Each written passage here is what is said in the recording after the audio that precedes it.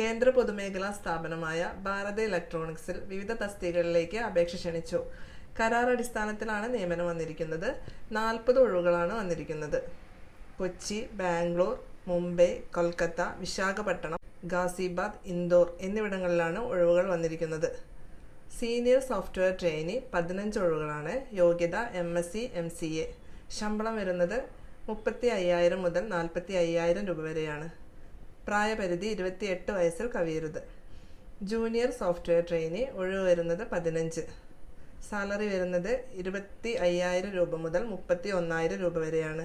പ്രായപരിധി 26 വയസ്സ്. Qualification BSc or BCA.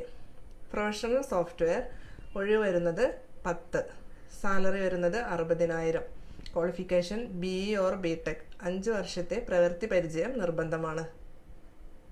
അപേക്ഷാ ഫീസ് വരുന്നത് senior software trainee 100, junior software trainee 150, software professional 450.